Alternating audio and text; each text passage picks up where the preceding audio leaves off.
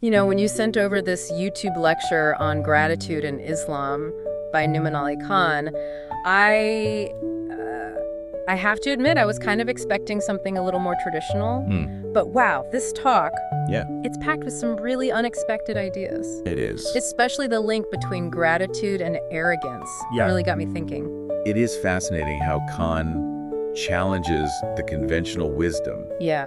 about what combats arrogance. You know, we often think about humility Right. as the opposite, Being humble, putting others first. Yeah. but he presents this very compelling argument from the Quran that it's actually gratitude. That immediately caught my attention too. Yeah. I mean, humility makes sense, Uh-huh. but to position gratitude as the true opposite of arrogance, Yeah, that's a pretty radical shift in perspective. exactly. And it really changes how we might approach personal growth. Think about it. Arrogance often comes from a place of self-importance. Right. That feeling of, I did this, I earned this, I deserve this. Yeah. It's very me-focused. Me. Gratitude, on the other hand, forces you to acknowledge that you're not solely responsible for your successes. It makes you recognize the role of a higher power, Right. the support of others, Oh, yeah. or even just plain luck. So it's less about denying yourself and more about acknowledging the bigger picture. Yeah. Recognizing that you're part of something larger than yourself. Precisely. And Khan illustrates this so brilliantly with an example. Okay. He talks about how if someone says, "At least I'm not arrogant," Right. the Quran would challenge them to ask, "But how grateful are you?" Wow. It flips the script entirely. Yeah. It's not enough to just avoid arrogance. True freedom from it comes from actively cultivating gratitude. That's a really profound point. Yeah. It's not just about comparing yourself to others and feeling superior. It's about looking inward and recognizing all the things you've been given. Absolutely. It's about appreciating the good, regardless of your circumstances, right? And this resonates with anyone, regardless of their faith background. It's a universal human truth that we all receive help, support, and blessings in countless ways. Yeah. Remembering that and feeling grateful for it can be incredibly humbling. You know, it's funny. Just the other day, I was getting frustrated because I couldn't find my keys. I was running late, feeling stressed, and all I could think about was how annoying it was. Oh, yeah. And then it hit me, I have a car, a home to be late from, a job to go to. Right. Suddenly, my missing keys seemed pretty insignificant. Yeah. It was a little reminder to be grateful for all the things I often take for granted. That's a perfect example of how easily we can slip into that mindset of focusing on what we lack. Right. But when we shift our perspective and acknowledge all that we have, even the little things, Yeah. it changes everything. It really does.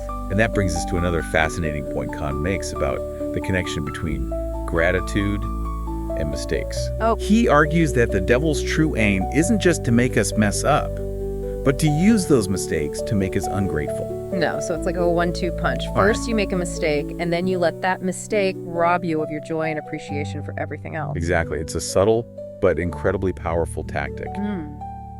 Khan wants us to reframe how we view our own slip-ups.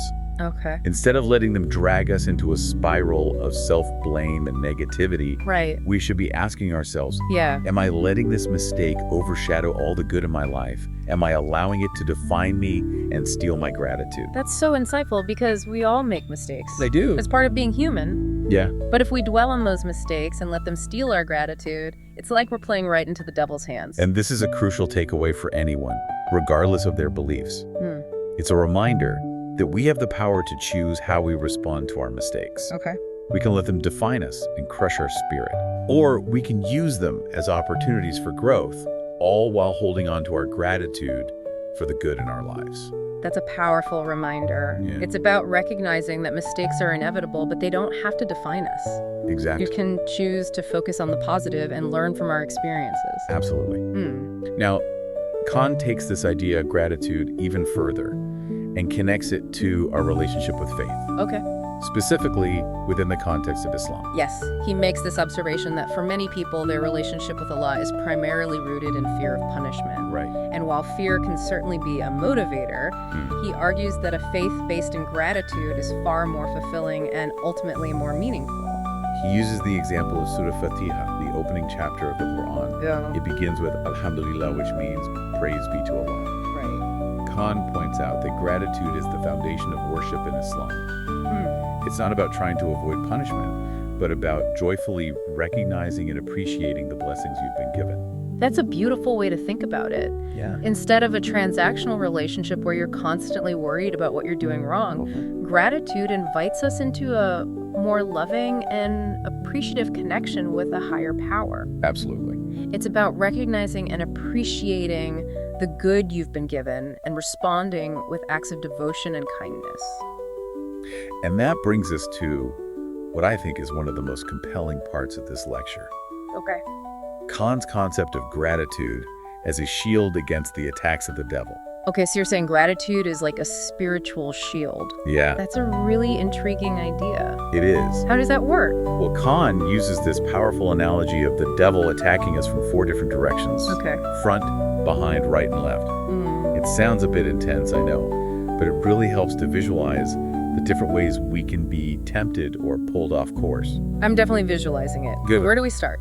Let's focus on the first 2 directions. Okay. Because I think they're incredibly relatable to our everyday experiences. Khan says, attacks from the front represent those things we crave, the desires and anxieties we have about the future. Think of those things that tempt you, Right. or those worries that keep you up at night.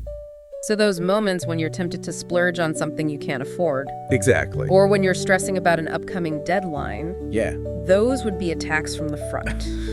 Those are the times when greed, fear, or uncertainty try to pull you off course. But Khan says that if in those moments you can remember times when a higher power has provided for you, Right. when things worked out, despite your worries, it cultivates gratitude and strengthens your resolve. So it's like shifting your focus from what you lack or what might go wrong Right. to all the times you've been helped, all the good that's already present in your life. Yes. It's about remembering that you've been through difficult times before and you've come out on the other side. Right. It's about trusting that you'll be supported and that things will work out. Right. And that trust, that faith is fueled by gratitude for the help you've received in the past. That makes a lot of sense. Yeah. So what about attacks from behind? Those are even trickier. I think Khan says attacks from behind represent our past mistakes. Those things we've done that try to pull us back into old patterns. You know, I've definitely experienced that feeling of being pulled back towards something I thought I'd moved on from. Yeah. It's like that old habit, that old way of thinking just keeps creeping back in. It's so common, and it can be incredibly frustrating. It is. Khan's point is that the devil wants to use our past to make us feel unworthy, to trap us in a cycle of shame and regret. Right. But he offers a powerful antidote. Oh, Remembering the feeling of relief and gratitude you felt when you first turned away from those mistakes. it's like tapping into that moment of grace. Yeah. That feeling of being forgiven or given a second chance. Right. That gratitude for a fresh start can be incredibly motivating. Exactly. It reminds you that you're not defined by your past mistakes. Right. You have the power to choose a different path. Yeah. And that gratitude for being given that opportunity can be a powerful shield against falling back into old habits. So it's about actively choosing to focus on the positive, on the progress you've made, Right. rather than letting yourself get bogged down by past regrets. Khan even encourages us to speak to ourselves, Okay. to acknowledge to a higher power that we won't be pulled back in. It's this active resistance, fueled by gratitude for our redemption, that helps us break free from those negative patterns. I love that. Yeah. It's like you're reminding yourself of the good of the new path you've chosen, and that helps you resist the pull of the past. Absolutely. So we've covered attacks from the front and behind. We have. What about the right and left? Oh. I'm curious to know what those represent. Well, that's where Khan's analogy gets even more interesting and even more applicable to our daily lives. Okay. He says, attacks from the right represent... Okay, we've got the devil attacking us from the front with temptations, and from behind with our past mistakes. Gratitude is our shield. Now I'm really curious about these attacks from the right and left. What kinds of attacks are we talking about here? Attacks from the right are interesting because they deal with something so subtle and yet so common. It's that feeling of being self-righteous, of feeling superior to others. Khan says when you think about how we physically stand, if your right side is facing someone, it can be a position of judgment, of looking down on them. I see what you mean. It's not necessarily blatant arrogance, but that subtle sense of, I'm better than you, which can be so insidious. It really is. And it's something we all need to be mindful of because it can creep into our interactions even when we think we're being helpful or giving advice. Khan says that in these moments, the devil tries to make us hyper-focused on the flaws of others while completely blinding us to our own shortcomings. It's a trap that leads to disconnection and ultimately takes us further from our spiritual path. So how does gratitude protect us from this kind of attack? I can't imagine being grateful for other people's flaws. Khan suggests that instead of dwelling on the perceived shortcomings of others, we shift our focus to the blessings we've received that have helped us through similar challenges. It's about remembering that we've all struggled, we've all made mistakes, and we've all needed help along the way. So it's about turning that judgment into compassion. Instead of feeling superior, you remember your own humanity, your own need for guidance, and you extend that same grace to others. Exactly. Gratitude allows us to see our interconnectedness, our shared human experience. It cultivates humility and empathy, which are the most powerful antidotes to self-righteousness. This is making me think about times when I've gotten frustrated with a coworker for making the same mistake over and over again. Now I'm realizing I need to be more mindful of my own shortcomings and remember those times when I needed a little extra patience and understanding from others. That's such a great example of how we can apply this concept in our everyday lives. Now getting back to the analogy, we've got the front, the back, and the right. That leaves us with one direction left. What's coming at us from the left? I can't wait to hear this. I have a feeling it's going to be something we can all relate to. Attacks from the left, according to Khan, represent those feelings of despair and hopelessness. It's that sense of being totally overwhelmed by life's challenges. It's when you feel like giving up, like nothing you do matters, and the negativity just swallows you whole. Man, that left hook can be brutal. We've all been there.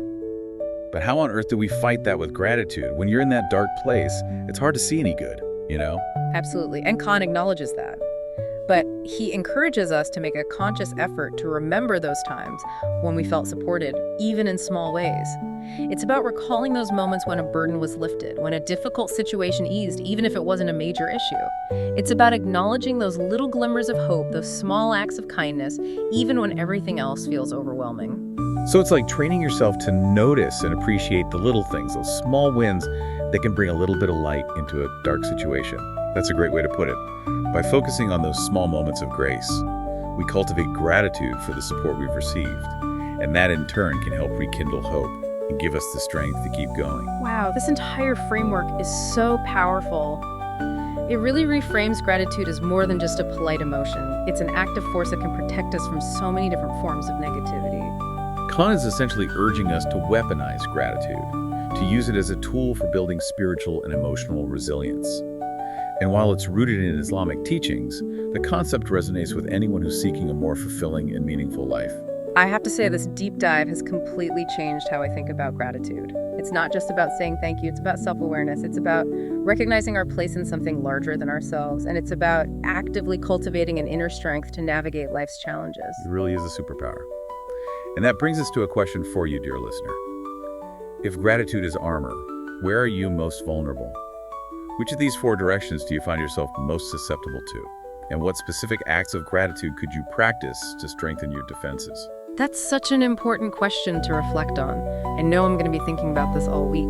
And for anyone who wants to explore this topic further, we highly encourage you to check out Nouman Ali Khan's full lecture.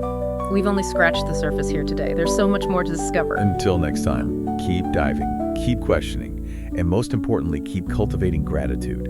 It can truly make all the difference.